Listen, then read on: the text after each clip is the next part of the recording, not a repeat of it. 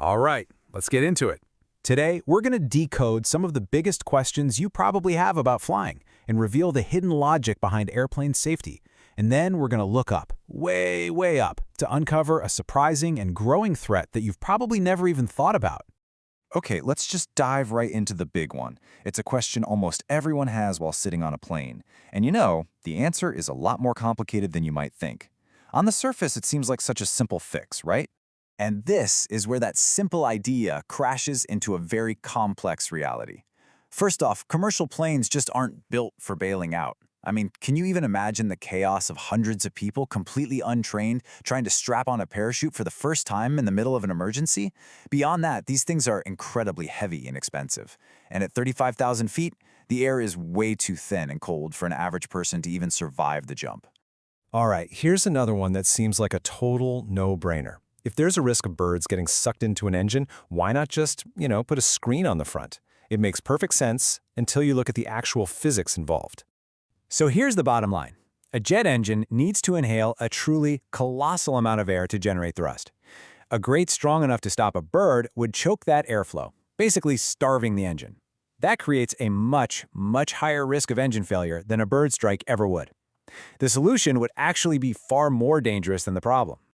So, we've seen how the plane's hardware is designed with this hidden safety logic. But it's not just about the physical engineering. It's also about all those rules we have to follow inside. Those little instructions we hear before takeoff, they aren't just there to annoy you. They're part of a finely tuned safety system. And this is where you really see the why behind those rules. They want your window blind up so your eyes are already adjusted to the light outside. That could save you critical seconds in an evacuation.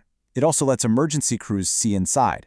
And yeah, keeping seats upright and laptops packed away just ensures that the escape paths are totally clear. Every single rule is there to maximize your safety during the most critical parts of the flight. And airplane mode? No, forgetting to turn it on is not going to make the plane fall out of the sky. The real reason is all about communication. Your phone signal can create this clicking interference in the pilot's headsets. You know that sound your phone makes when it's too close to a speaker? Well, you definitely don't want that happening while they're having a critical conversation with air traffic control. So we've looked at all these safety measures inside the plane. But now we're going to pivot. Because the most talked about emerging risk isn't something that can be fixed with a simple rule you follow in your seat. It's a danger that's silent, it's invisible, and it is moving at unbelievable speeds. And it's not on the plane with you. It's waiting in that vast, empty space just above our atmosphere.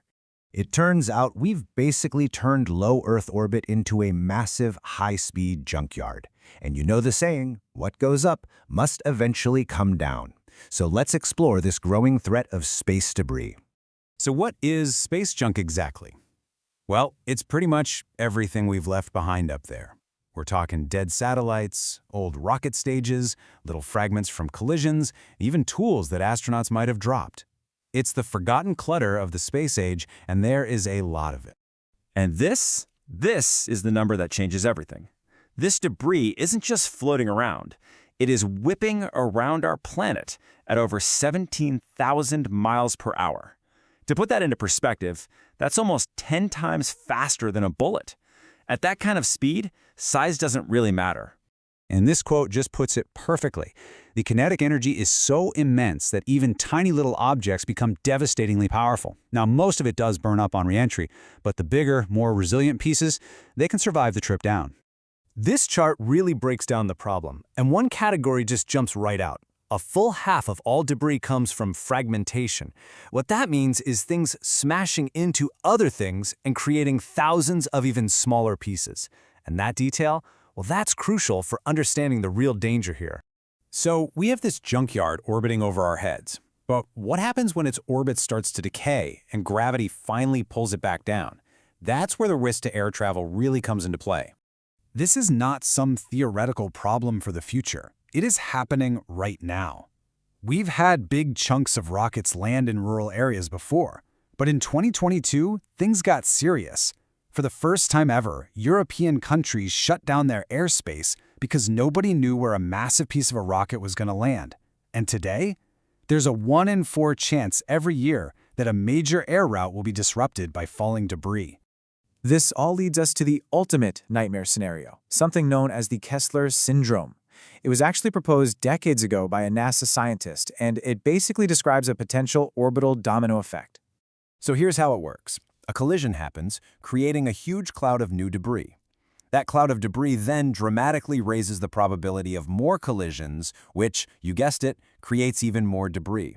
It's a chain reaction that could, in the worst-case scenario, trap us on Earth by making some orbits just too dangerous to travel through. Okay, I know, that sounds pretty grim.